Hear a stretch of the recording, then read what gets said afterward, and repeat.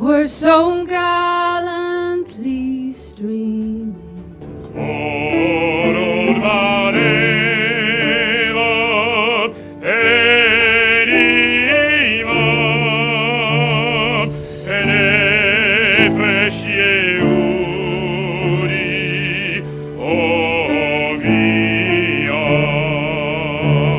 Good evening, and welcome to our 6th annual gala. I am thrilled to be in this room, surrounded by friends, united by our love of Israel and a desire to save lives and improve healthcare in the Negev and the world. Like everything in Israel, Soroka Medical Center is a miracle. Situated in the Negev, the desert, Soroka has grown into a thriving major medical center and a global leader in treatment and research. Now, to start our program, we are so fortunate to have here tonight Director General of Soroka Medical Center. Please help me in welcoming Dr. Shlomi Kodesh. I would like to start by thanking you all for your tremendous support of Soroka. It's clearly evident in your participating of this great evening, honoring Dr. Larry Norton, Nicole Krauss, and paying tribute to Rosalind Franklin. Thank you, Shlomi. I'd like to ask everyone to give your complete attention as we begin the awards portion of the evening. And joining us now is Dr. Jay Selman. Thank you, Dr. Shlomi Kodesh, for your powerful message, for your vision of what Soroka can become if we all work together. Thank you for all of you who have joined us in support of Soroka Hospital. What a pleasure to introduce our first honoree, Nicole Krauss. We are so blessed to have her in our world, in our family circle, in the Soroka family, and here tonight to accept this special award. Nicole, please come to the stage and accept the Soroka Literary Award. Thank you. I'm supposed to present this to you.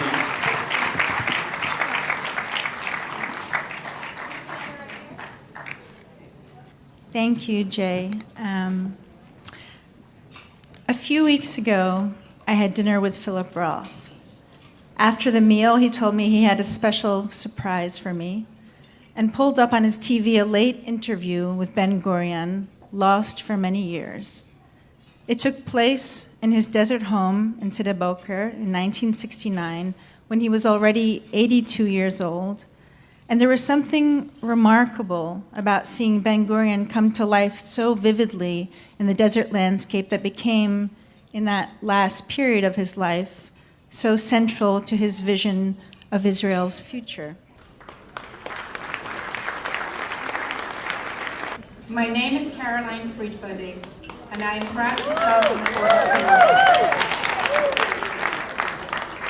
Soroka. Dr. Rosalind Elsie Franklin, my aunt and father's elder sister, grew up in London within a family that valued Jewish tradition and who were active in the community.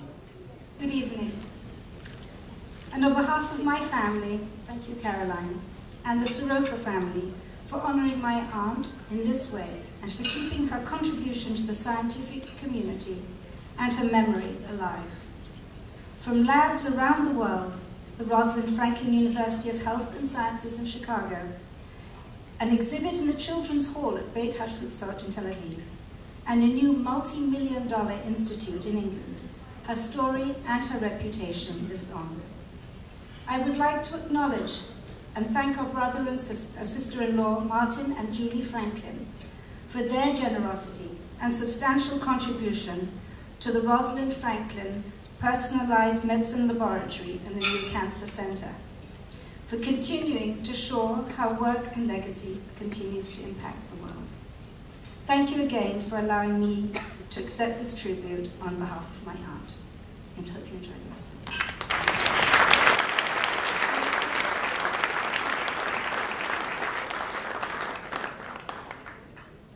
And now I have the distinct honor and pleasure of inviting to the stage Ambassador Dani Dayan, the Consul General of Israel in New York, who will share some remarks. Welcome.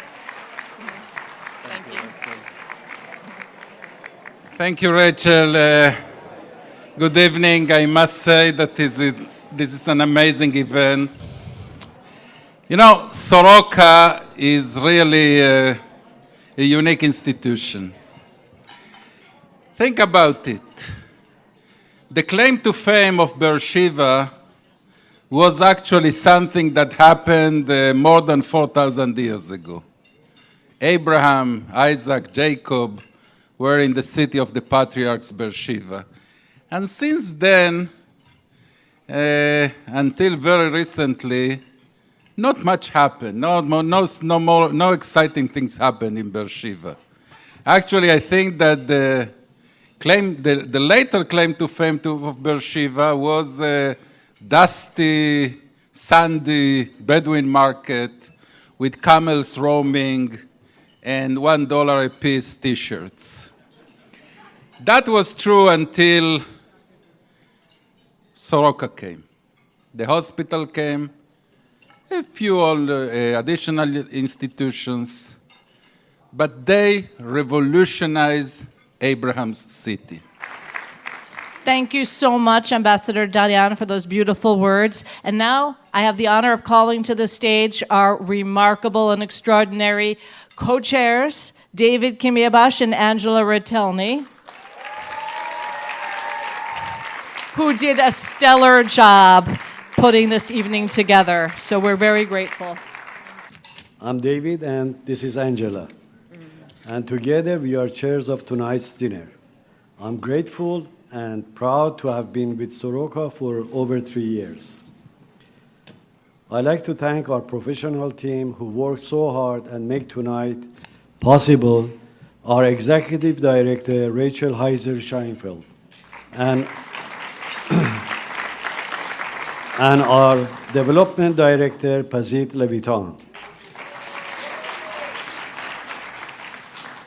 I would like to also to thank our board, a group of people who are smart and dedicated, and I'm proud to serve with such inspiring friends who share my vision and values for Soroka. I also like to thank my community from Great Neck, whose support is meaningful and greatly appreciated. All of us tonight share the same mission of saving lives in Israel. Thank you. Thank you, David. I'm extremely proud to be here tonight and to celebrate Soroka's exceptional work as a center for healing and innovation. At Soroka Medical Center, miracles are performed every single day, impacting the lives of over 1 million individuals of diverse social economic backgrounds. Thank you so much. And now I'm honored to call to the stage Professor Yitzhak Avital, the director of the Oncology Center at Soroka. And I might also add the newly named head of surgery at Soroka. So he's a superstar, and we're honored to have him. Ladies and gentlemen, thank you. Superstar I'm not, I can assure you.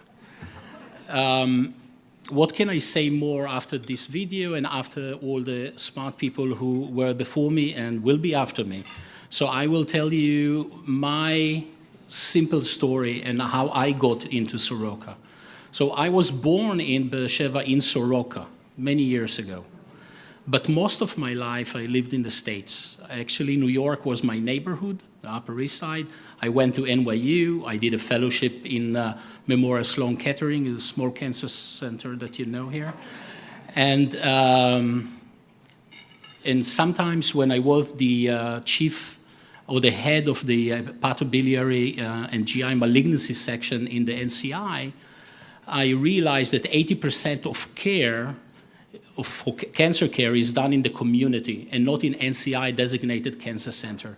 And there is, even in the United States, great variability in outcomes. Thank you so much. And now I have the honor of calling to the stage Dr. Ethel Cyrus, a physician, a human being who has meant so much to so many people in so many ways. And there's a profound connection between her and Dr. Norton that brings us all full circle. So it's my tremendous pleasure to call to welcome her here. I'm the president of something called the Israel Healthcare Foundation, and we call it the IHF. The IHF was asked by Clalit, the health care network that has many hospitals, 14 hospitals in Israel, to help create and develop a cancer center for Soroka. We were asked for $10 million, to raise $10 million. So I heard this, and I went to see Larry. And I convinced Larry that we needed some help. He then went to Soroka, and he learned two very important things at Soroka. First of all, the million souls in the south of Israel needed a center with compassionate and outstanding care. He also appreciated that setting, the population, the location, was the source of potentially phenomenal clinical and basic research.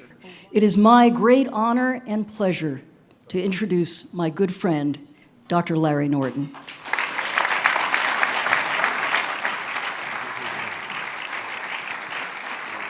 You've heard a lot about me, some of it's true. The important thing I want to emphasize here is that a lot of people come and they speak to me about research projects and opportunities to do good things. This had some special characteristics where I didn't commit to it until I actually visited Soroka. And it's not just from where it is and where it could serve and the people that it could serve and the wonderful things that could be done to provide state-of-the-art, beyond state-of-the-art cancer care there with extraordinary doctors, as you've already heard, and the spirit of innovation.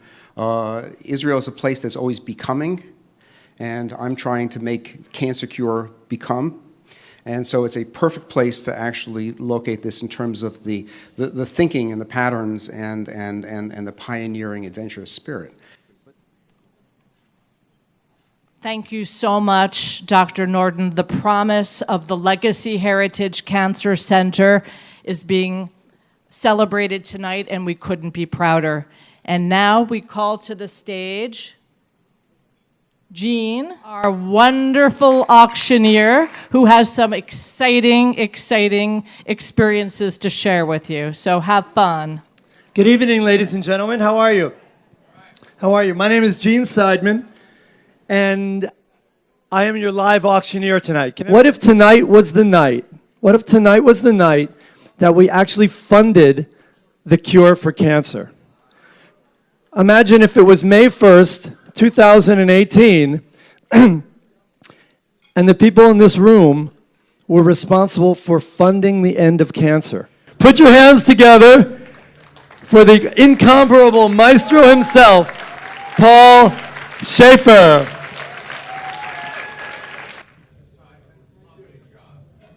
Thanks, everybody. Thank you so much. I just want to say, what a great evening. I had dinner 3 nights ago with Dr. Larry Norton. Didn't cost me a thing.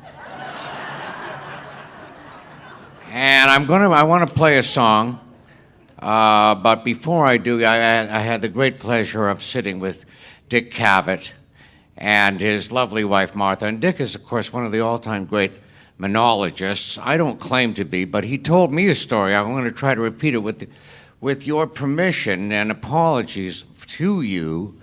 Dick Cavett was going to do a commercial campaign, an advertising campaign with Mel Brooks, where they were going to do a takeoff on Mel's bit, The 2,000-Year-Old Man, one of the almost monuments to Jewish humor, really.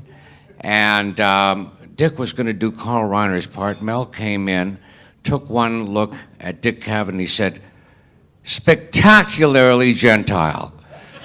And so, if I may toast Dick Cavett for being so spectacularly Gentile in this room, and you did so well with your estate. Fantastic. People going to stay. Wasn't that wonderful of him to donate that estate? And to be here tonight. And if you would indulge me for a second, I'd like to do my version of the Ernest Gold theme from the movie Exodus. Here we go.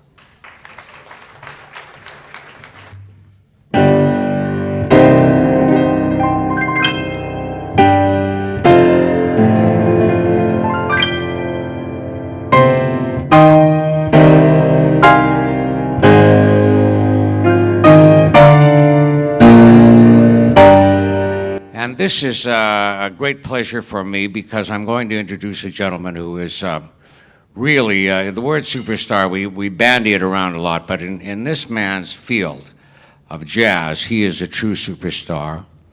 And he, there's a long tradition in music.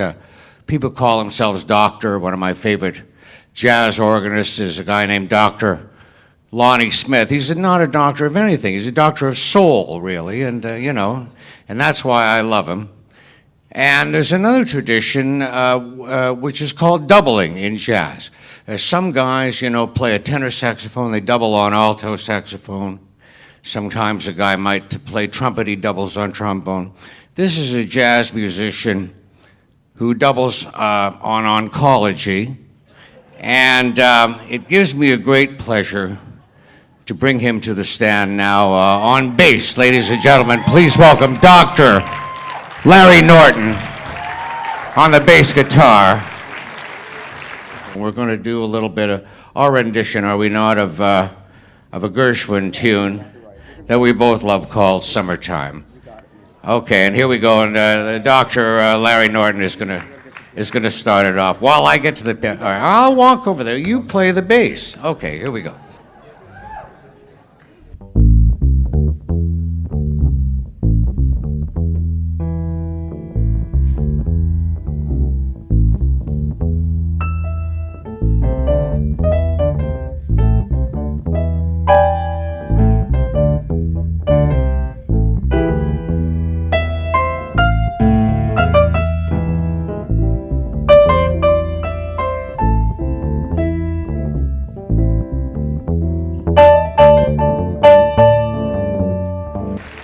Dr. Larry Norton on the bass guitar, ladies and gentlemen. Do great things together. Thank you, everybody, for being here. Have a lovely evening. Thanks so much. Thank you.